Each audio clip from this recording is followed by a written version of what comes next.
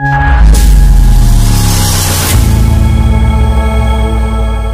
Friends, welcome to SM study point. Friends, आज के আমরা আলোচনা করব সিটিপি থেকে টেট 1 এবং টেট 2 দুটোতে টপিকটা আছে। আমাদের কাছে আজকে টপিক হলো পেভলভের প্রাচীন অনুবর্তন তত্ত্ব। আজকে আমরা প্রথমে কনসেপ্ট, শেষে কিছু গুরুত্বপূর্ণ এমসিকিউ গুলি নিয়ে আলোচনা করব। পেভলভের থেকে যে রকম ভাবে কোশ্চেনগুলি হতে পারে, বিভিন্ন ভাবে এমসিকিউ গুলি নিয়ে আমরা আলোচনা করব। তাহলে তোমরা ভিডিওটা স্কিপ না করে দেখতে থাকো, আশা করি তোমাদের প্রত্যেকেরই কাজে আসবে। তার আগে আরেকটা কথা বলে রাখছি, যারা যারা এসএম স্টাডি পক্ষ থেকে নোট নিতে চাও অবশ্যই স্ক্রিনে দেওয়া নাম্বারে যোগাযোগ করতে পারো। আমাদের এখানে টেট 2 এর জন্য ফুল নোট তৈরি করা আছে, তোমরা এসে দেখবে, যদি নোট পছন্দ হয় তারপরে নিয়ে যেতে পারো। তার পাশাপাশি যারা যারা মক টেস্ট দিতে চাও, পেইড মক টেস্টের জন্য অবশ্যই স্ক্রিনে দেওয়া নাম্বারে যোগাযোগ করতে পারো। আমাদের এখানে সিস্টেমেটিকভাবে মক টেস্ট হয়ে থাকে। তাহলে চলো আমরা স্টার্ট করছি। আমাদের কাছে আজকে ক্লাস হলো পেভলভের প্রাচীন অনুবর্তন তত্ত্ব। ফ্রেন্ডস, দেখো প্রথমে কি বলা হয়েছে, এখানে বলা হয়েছে শিক্ষণের অনুবর্তন তত্ত্ব। ঠিক আছে, অনুবর্তন প্রক্রিয়া দুই ধরনের হতে পারে। ঠিক আছে, এগুলি হলো বলা হয়েছে অনুবর্তন যে প্রক্রিয়াটা, এটা দুই ধরনের হতে পারে। এগুলি হলো, প্রথমে দিয়েছে প্রাচীন অনুবর্তন বা নিষ্ক্রিয় অনুবর্তন, আর 2 নম্বর হবে সক্রিয় অনুবর্তন বা অপারেন্ট অনুবর্তন। ঠিক আছে, তাহলে আমরা আজকে যে আলোচনা করব এটা হলো পেভলভের প্রাচীন অনুবর্তন। ঠিক আছে, দেখো এখানে দেওয়া আছে পেভলভের অনুবর্তন তত্ত্ব। ঠিক আছে, তার পাশে দেখো একটা পিকচার দেওয়া আছে, পিকচারটার সঙ্গে আমরা পরিচিত হব একে একে। তোমরা জাস্ট এখন এই জায়গাটা দেখে রাখতে পারো। যখন আমরা কনসেপ্টের ক্লাসটা শুরু করব, তার পাশাপাশি এই পিকচারটার মাধ্যমেও বোঝানোর চেষ্টা করব। ঠিক আছে, এখানে দেখো দেওয়া আছে। ফ্রেন্ডস, দেখো প্রথমে বলা হয়েছে এখানে রাশিয়ান শারীরতত্ত্ববিদ আইভান পেভলভ জন্মগ্রহণ করেছিলেন 1849, মৃত্যুবরণ করেছিলেন 1936। হলেন অনুবর্তন তত্ত্বের প্রবক্তা। কে? আইভান পেভলভ ছিলেন অনুবর্তন তত্ত্বের প্রবক্তা। ঠিক আছে, তিনি ছিলেন একাধারে একজন বিখ্যাত রুশ শারীরিক বিজ্ঞানী ও মনোবিজ্ঞানী। ঠিক আছে, তিনি ছিলেন একজন বিখ্যাত শারীরিক বিজ্ঞানী ও মনোবিজ্ঞানী। ঠিক আছে, নেক্সট স্লাইডের মধ্যে কি আছে দেখো। নেক্সট স্লাইডের মধ্যে আছে এখানে দেখো, মনোবিজ্ঞানী পেভলভের মতে প্রাণীরা স্বাভাবিক উদ্দীপকের উপস্থিতিতে স্বাভাবিক প্রতিক্রিয়া করে। আর পেভলভ বলেছে যে প্রাণীরা স্বাভাবিক উদ্দীপকের উপস্থিতিতে স্বাভাবিক প্রতিক্রিয়া করে। আবার চেষ্টার মাধ্যমে কৃত্রিম উদ্দীপকের দ্বারাও স্বাভাবিক প্রতিক্রিয়া সৃষ্টি করা সম্ভব বা ঘটানো সম্ভব। ঠিক আছে, বলা হয়েছে আবার কৃত্রিম উদ্দীপকের দ্বারাও নাকি স্বাভাবিক প্রতিক্রিয়া ঘটানো সম্ভব। আমরা একে একে বাকি জায়গাটা আসবো।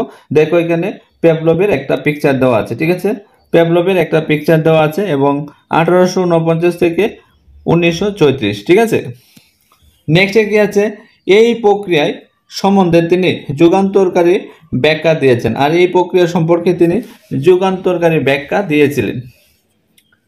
কুকুরের দেহে কিভাবে চেষ্টার মাধ্যমে কৃত্রিম উদ্দীপকের দ্বারা স্বাভাবিক প্রতিক্রিয়া সৃষ্টি করা হয় এবং কাজ করে তার স্পষ্ট ব্যাখ্যা দেন। অর্থাৎ কৃত্রিম উদ্দীপকের দ্বারা স্বাভাবিক প্রতিক্রিয়া সৃষ্টি করে কিভাবে কাজ করে তার সম্পূর্ণ ব্যাখ্যা দিয়েছিলেন। 1904 সালে তিনি শারীরিক বিজ্ঞানে নোবেল পুরস্কার পান। এখন বলতে পারে যে পেভলভ কত সালে নোবেল পুরস্কার পেয়েছিলেন? 1904 সালে। ঠিক আছে, 1904 সালে।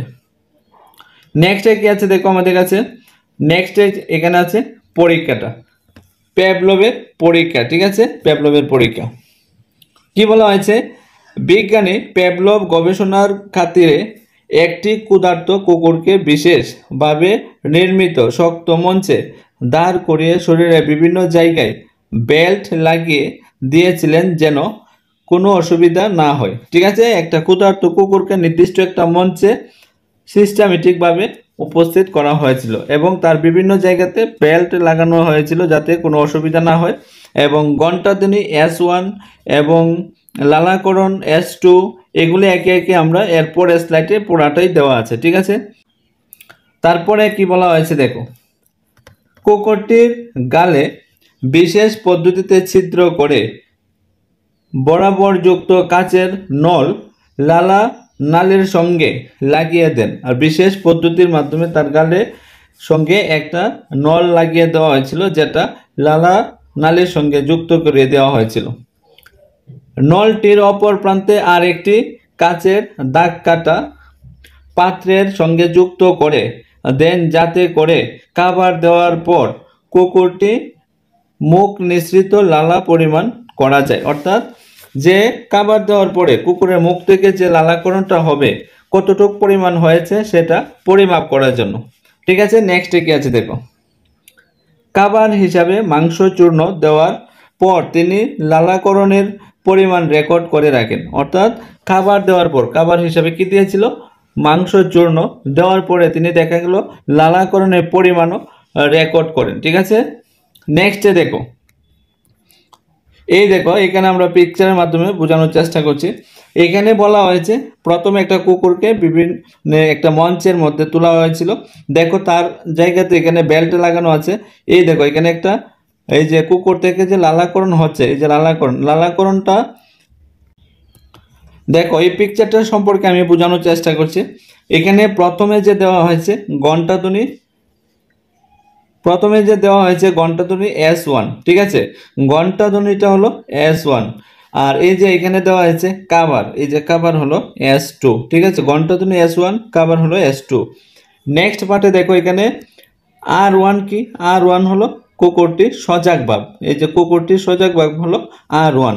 আর লালাকরণ হলো কুকুরটির R2, লালাকরণ হলো কুকুরটির R2। এখন কিভাবে হয়েছে দেখো, তার সঙ্গে বিশেষ পদ্ধতির মাধ্যমে একটা নল লাগানো আছে এটাকে পরিমাপ করার জন্য।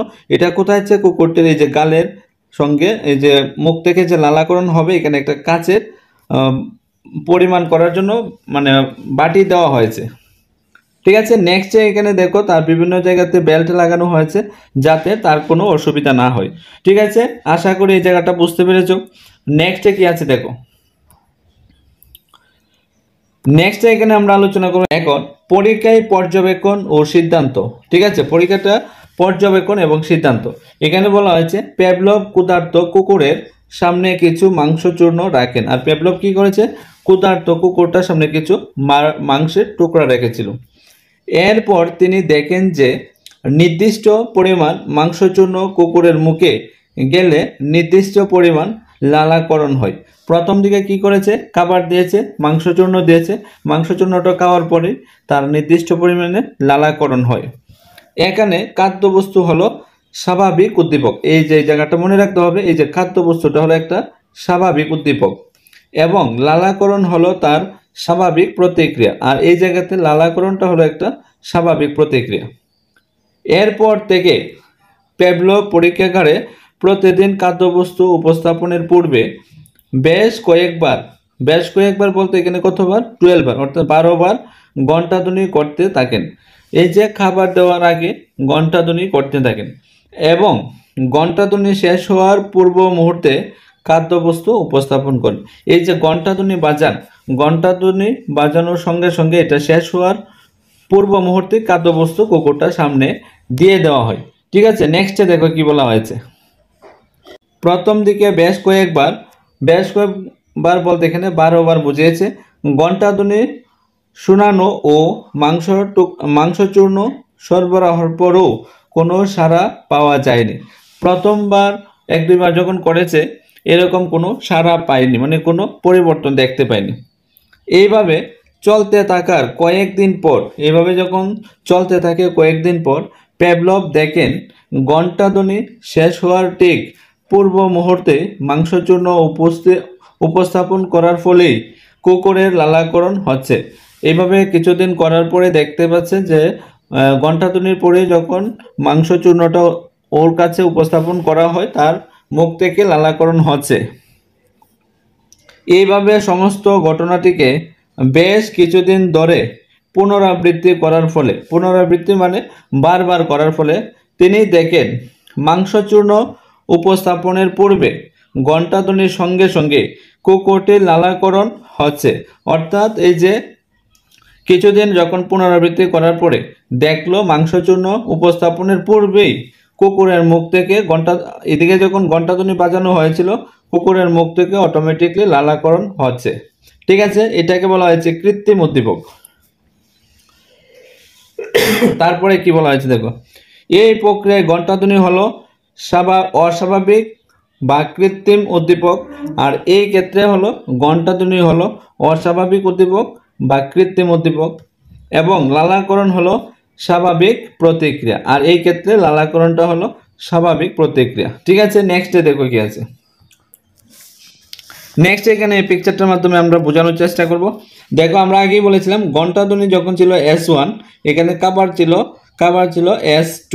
ঠিক আছে, ঠিক তেমনি এদিকে সজাগ ভাব ছিল R1, ঠিক আছে, আর এদিকে লালাকরণ ছিল R2। তাহলে এখানে কি হয়েছে দেখো, যখন ঘণ্টাধ্বনি বাজিয়েছে প্রথম উদ্দীপক, এই যে প্রথম উদ্দীপক হলো ঘণ্টাধ্বনি, ঠিক তার এই যে এদিকে লালাকরণ হয়েছে দ্বিতীয় উদ্দীপক। লালাকরণটা কি? দ্বিতীয় প্রতিক্রিয়া। ঠিক আছে, এইভাবে প্রথম যখন এই দেখো এখানে এদিকে বোঝানোর চেষ্টা করছে সজাগ ভাব ছিল প্রথম প্রতিক্রিয়া, এই দেখো এখানে সজাগ ভাবটা ছিল প্রথম প্রতিক্রিয়া। ঠিক এখানে যখন কাবার দ্বিতীয় উদ্দীপক, কাবার ছিল আসলো দ্বিতীয় উদ্দীপক, এটা কি হয়েছে, এই যে এটা দ্বিতীয় উদ্দীপকের মধ্যে লালাকরণ দ্বিতীয় প্রতিক্রিয়া হয়েছে। নেক্সট আমাদের কাছে আশা করি জায়গাটা বুঝতে পেরেছ। এখানে দেখো কি বলেছে, অর্থাৎ দেখা গেল অনেকবার পুনরাবৃত্তির ফলে কুকুরটির নতুন এক আচরণের শিক্ষিত হয়েছে। অর্থাৎ অনেকবার করার ফলে কুকুরটির মধ্যে নতুন একটা আচরণের শিক্ষিত হয়েছে। স্বাভাবিক উদ্দীপক খাদ্যবস্তুর পরিবর্তে ঘণ্টাধ্বনির মতো কৃত্রিম বা অস্বাভাবিক উদ্দীপকের দ্বারা স্বাভাবিক প্রতিক্রিয়া অর্থাৎ লালাকরণ ঘটেছে, মানে ঘটানো সম্ভব হয়েছে। স্বাভাবিক উদ্দীপকের পরিবর্তে কৃত্রিম উদ্দীপকের দ্বারা যদি স্বাভাবিক প্রতিক্রিয়া সৃষ্টি করা যায় তখন তাকে অনুবর্তন প্রক্রিয়া বলা হয়েছে। এই যে স্বাভাবিক উদ্দীপকের পরিবর্তে কৃত্রিম উদ্দীপকের দ্বারা যদি স্বাভাবিক প্রতিক্রিয়া সৃষ্টি করা যায় তখন তাকে অনুবর্তন প্রক্রিয়া বলা যাবে। ঠিক আছে, নেক্সট এখন আমরা শিক্ষাগত তাৎপর্য দেখব। এই যে গুরুত্ব বা তাৎপর্য এখানে আমরা আলোচনা করব।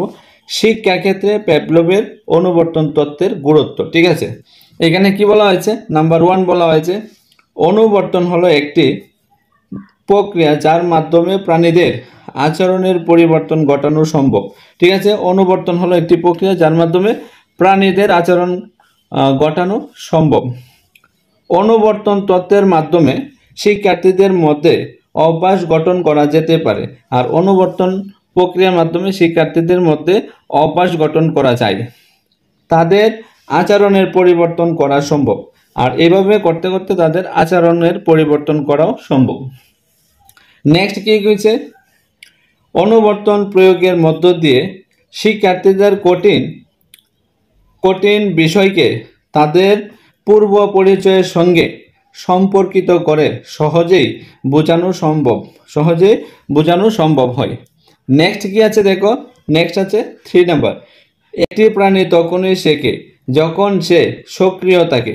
একটি প্রাণী তখনই শিখবে যখন সে সক্রিয় থাকবে। ঠিক আছে, নেক্সটে কি বলা হয়েছে দেখো, 4 নাম্বার, এই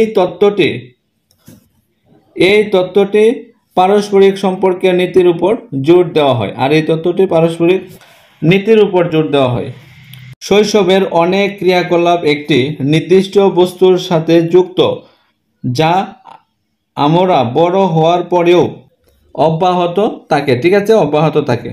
নেক্সট আমাদের 6 নাম্বার কি আছে, কর্মের পুনরাবৃত্তির উপর জোর দেয়। কর্মের পুনরাবৃত্তির উপরে জোর দেওয়া। নেক্সট 7 নাম্বার কি বলা হয়েছে, অনুবর্তন পদ্ধতির মাধ্যমে শিক্ষার্থীদের বদ অভ্যাসগুলো দূর করে ভালো অভ্যাসের চর্চা করানো যায়। এই যে বদ অভ্যাসগুলি আছে এগুলাকে দূরে সরিয়ে ভালো অভ্যাসগুলি চর্চা করানো যায়। ঠিক আছে, নেক্সট আমাদের কাছে কি আছে দেখো, নেক্সট আমাদের কাছে আছে 8 নাম্বার, শিক্ষার্থীদের ভাষার বিকাশ ঘটানো সম্ভব এই তত্ত্বের অনুসরণে। ঠিক আছে, আমাদের কাছে কি আছে 9 নাম্বার, এই তত্ত্বের অনুসরণে শিক্ষার্থীদের সময়ানুবর্তিতার চর্চা করানো সম্ভব, যেমন সময় মতো খাওয়া দাওয়া করো, সময় মতো ঘুমানো, পড়াশোনা করা ইত্যাদি। ঠিক আছে, নেক্সট আমাদের কাছে 10 নাম্বার, অনুবর্তন তত্ত্ব অনুসারে খুব সহজে শিক্ষার্থীদের সুন্দর চরিত্রের অধিকারী করে গড়ে তোলা যায়।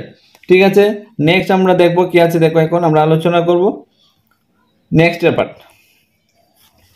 শিক্ষার্থীদের শিক্ষাদান পদ্ধতির ক্ষেত্রে প্যাভলভের প্রাচীন অনুবর্তন তত্ত্বটি কার্যকর একটি প্রক্রিয়া। ঠিক আছে, এই তত্ত্বের অনুসরণে শিক্ষার্থীদের আচরণ নিয়ন্ত্রণ করে সহজেই সঠিক শিক্ষাদান করা যায় এবং সৎ ও আদর্শ মানুষ হিসাবে গড়ে তোলা সম্ভবপর হয়। ঠিক আছে, নেক্সট আমাদের কাছে কি আছে দেখো। দেখো ফ্রেন্ডস, আমরা এখন এই চ্যাপ্টার থেকে যে প্যাভলভের প্রাচীন অনুবর্তন তত্ত্ব থেকে কিছু গুরুত্বপূর্ণ এমসিকিউগুলি নিয়ে আলোচনা করব। তো তোমরা ভিডিওটা স্কিপ না করে দেখতে থাকো, আশা করি তোমাদের প্রত্যেকেরই কাজে আসবে। হ্যালো ফ্রেন্ডস, আমাদের কাছে দেখো প্রথমে যে কোশ্চেনটা আছে আর তোমরা কে কত স্কোর করতে পারো এটা দেখতে পারো। প্যাভলভ হলেন একজন, দেখো এখানে নাম্বার 1 দিয়েছে প্যাভলভ হলেন একজন। দেখো অপশন দিয়েছে আচরণবাদী, অপশন বি দিয়েছে কাঠামোবাদী, ঠিক আছে, অপশন সি দিয়েছে ক্রিয়াবাদী, অপশন ডি দিয়েছে অনুষঙ্গবাদী। তাহলে কারেক্ট আনসার কি হয়ে যাবে? কারেক্ট আনসার হয়ে যাবে আচরণবাদী। অপশন এ হয়ে যাবে কারেক্ট আনসার। ঠিক আছে, অপশন এ হয়ে যাবে কারেক্ট আনসার। আমাদের কাছে নাম্বার 2, নাম্বার 2 এ কি বলা হয়েছে দেখো, শিকনের প্রজ্ঞাবাদী দৃষ্টিভঙ্গিতে যার অবদান তুলনামূলকভাবে কম তিনি হলেন। অপশন এ দিয়েছে যা পিয়াজে, অপশন বি দিয়েছে আইভান পেভলভ, অপশন সি দিয়েছে জেরোম ব্রুনার, অপশন ডি দিয়েছে ডেভিড আশুবেল। ঠিক আছে, তাহলে কারেক্ট আনসার কি হয়ে যাবে? কারেক্ট আনসার হয়ে যাবে পেভলভ। ঠিক আছে, কারেক্ট আনসার হয়ে যাবে পেভলভ হয়ে যাবে কারেক্ট আনসার। ঠিক আছে, আমাদের কাছে নেক্সট কি আছে দেখো। নেক্সট আছে 3 নাম্বার। দেখো নাম্বার 3 কি বলা হয়েছে, শিকনের ক্ষেত্রে অনুবর্তন প্রধানত অপশন এ দিয়েছে 2 প্রকার, অপশন বি দিয়েছে 3 প্রকার, অপশন সি দিয়েছে 4 প্রকার, অপশন ডি দিয়েছে 5 প্রকার।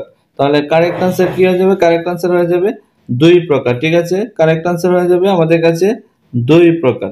নেক্সট কি আছে আমাদের কাছে দেখো, নেক্সট এখানে বলা হয়েছে নাম্বার 4। নাম্বার 4 এ কি বলা হয়েছে, স্বাভাবিক উদ্দীপক ছাড়া অন্য কোনো উদ্দীপক বস্তু বা পরিস্থিতির পরিপ্রেক্ষিতে স্বাভাবিক প্রতিক্রিয়া ঘটানো প্রক্রিয়াকে বলে। অপশন এ দিয়েছে অনুশীলন, অপশন বি দিয়েছে অনুধাবন, অপশন সি দিয়েছে অনুসরণ, অপশন ডি দিয়েছে অনুবর্তন। তাহলে কারেক্ট আনসার কি হয়ে যাবে? কারেক্ট আনসার হয়ে যাবে অপশন ডি হয়ে যাবে কারেক্ট আনসার অনুবর্তন। ঠিক আছে, আমাদের কাছে 5 নম্বর কি আছে দেখো, 5 নম্বর। প্যাভলভীয় অনুবর্তনের মূল ভিত্তি হলো, প্যাভলভীয় অনুবর্তনের মূল ভিত্তিটা কি ছিল? অপশন এ দিয়েছে শক্তিদায়ক সত্তা, অপশন বি দিয়েছে উদ্দীপকের সাজুজ্য, অপশন ডি দিয়েছে, অপশন সি হবে এটা অনুশীলন, অপশন ডি দিয়েছে ফল লাভ। তাহলে কারেক্ট আনসার কি হয়ে যাবে? কারেক্ট আনসার হয়ে যাবে অপশন বি উদ্দীপকের সাজুজ্য। ঠিক আছে, কারেক্ট আনসার হয়ে যাবে উদ্দীপকের সাজুজ্য। নেক্সট আমাদের কাছে 6 নম্বর, প্রাচীন অনুবর্তনে প্রতিক্রিয়া নিয়ন্ত্রিত হয়। অপশন এ দিয়েছে কেন্দ্রীয় স্নায়ুতন্ত্র দ্বারা, অপশন বি দিয়েছে স্বয়ংক্রিয় স্নায়ুতন্ত্র দ্বারা, অপশন সি দিয়েছে কেন্দ্রীয় এবং স্বয়ংক্রিয় উভয় স্নায়ুতন্ত্রের দ্বারা, অপশন ডি দিয়েছে উপরের কোনোটির দ্বারা নয়। তাহলে কারেক্ট আনসার কি হবে? কারেক্ট আনসার হয়ে যাবে স্বয়ংক্রিয় স্নায়ুতন্ত্রের দ্বারা। ঠিক আছে, অপশন বি হয়ে যাবে কারেক্ট আনসার স্বয়ংক্রিয় স্নায়ুতন্ত্রের দ্বারা। আমাদের কাছে 7 নম্বর কি আছে দেখো, 7 নম্বরে বলা হয়েছে প্যাভলভীয় অনুবর্তনে শক্তিদায়ক উদ্দীপক উপস্থাপন করা হয়। অপশন এ দিয়েছে প্রতিক্রিয়া সৃষ্টির সময়, অপশন বি দিয়েছে প্রতিক্রিয়া সৃষ্টির পূর্বে, অপশন সি দিয়েছে প্রতিক্রিয়া সৃষ্টির কিছুক্ষণ পরে, অপশন ডি দিয়েছে প্রতিক্রিয়া সৃষ্টির দীর্ঘ সময় পরে। তাহলে কারেক্ট আনসার কি হয়ে যাবে? আমরা এখন দেখবো কারেক্ট আনসার এখানে আমরা প্রত্যেকেই জানি।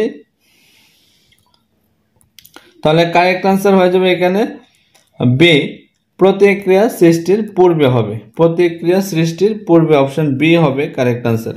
8 নম্বরে কি বলা হয়েছে দেখো, প্যাভলভীয় অনুবর্তনে আচরণের পরিবর্তনের জন্য নিয়ন্ত্রণ করা হয় কিসের? অপশন এ দিয়েছে উপস্থাপনের ক্রম, অপশন বি দিয়েছে উপস্থাপনের সময়, অপশন সি দিয়েছে উপস্থাপনের ক্রম ও সময় উভয়কেই, অপশন ডি দিয়েছে এগুলির কোনোটাই নয়।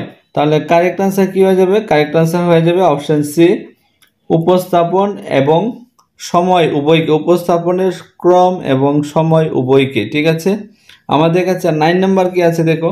9 নম্বরে বলা হয়েছে প্রাচীন অনুবর্তনের সহায়ক নীতি হলো, অপশন এ দিয়েছে পুনরাবৃত্তি, অপশন বি দিয়েছে শিকনের সূত্রাবলী, অপশন সি দিয়েছে পৃথকীকরণ ও সমন্বয়, অপশন ডি দিয়েছে শক্তি সঞ্চায়ক উদ্দীপক শিডিউল শিপিং শৃঙ্খল। তাহলে কারেক্ট আনসার কি হয়ে যাবে দেখো, কারেক্ট আনসার হয়ে যাবে অপশন এ নাম্বার পুনরাবৃত্তি। ঠিক আছে, অপশন এ হয়ে যাবে কারেক্ট আনসার।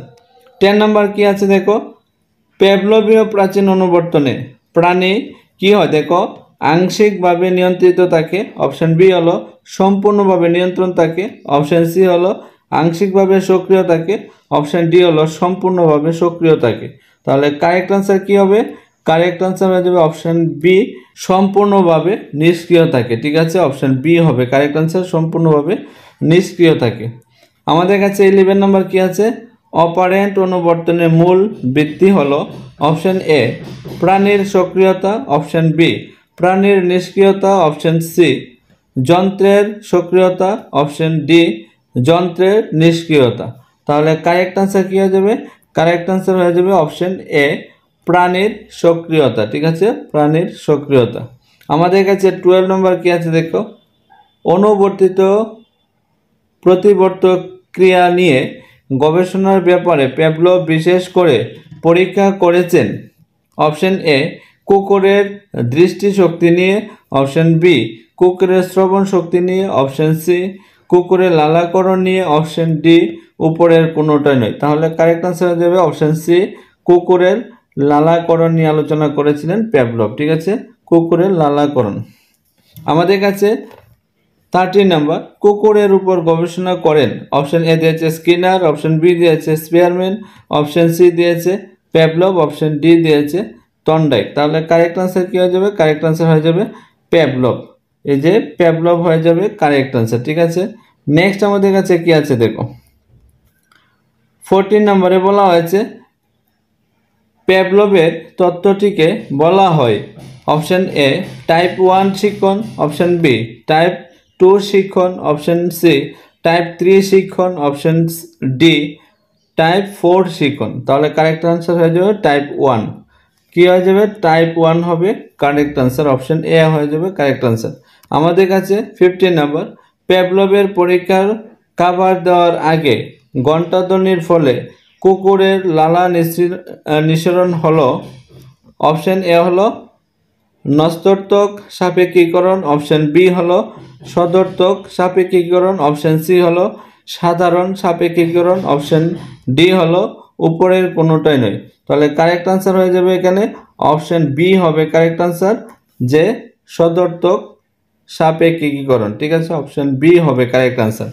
আমাদের কাছে 16 নাম্বার কোশ্চেন কি আছে, পেভলভের অনুবর্তনের পরীক্ষায় অনুবর্তিত বা বিকল্প উদ্দীপকটির নাম, অপশন এ দিয়েছে মাংস, অপশন বি দিয়েছে শৃঙ্খলা ধ্বনি, অপশন সি দিয়েছে ঘণ্টা ধ্বনি, অপশন ডি দিয়েছে উলুধ্বনি। তাহলে কারেক্ট আনসার কি হয়ে যাবে? কারেক্ট আনসার হয়ে যাবে অপশন সি ঘণ্টা ধ্বনি। ঠিক আছে, ঘণ্টা ধ্বনি। ফ্রেন্ডস, এই ছিল আমাদের আজকে পেভলভের থেকে প্রথমে কনসেপ্ট, তারপর কিছু গুরুত্বপূর্ণ এমসিকিউ নিয়ে। আশা করি তোমাদের কাছে ক্লাসটা অনেকটাই হেল্পফুল হবে। যদি ক্লাসটা তোমাদের কাছে ভালো লেগে থাকে তোমরা অবশ্যই বিভিন্ন জায়গাতে এটা বেশি বেশি করে শেয়ার করো এবং তোমরা কমেন্ট সেকশনের মাধ্যমে জানাবে তোমরা কোন ক্লাসগুলি পেতে চাও। আর যারা যারা এখনো আমার চ্যানেলটাকে সাবস্ক্রাইব করে রাখুন অবশ্যই সাবস্ক্রাইব করে রেখে পাশে থাকা বেল আইকনে চাপ দিয়ে রাখতে পারো টপিক অনুসারে ভিডিও পেতে। শেষে একটা কথা বলবো, যারা যারা নোট নিতে চাও এবং মক টেস্ট দিতে চাও স্ক্রিনে দেওয়া নম্বরে যোগাযোগ করতে পারো।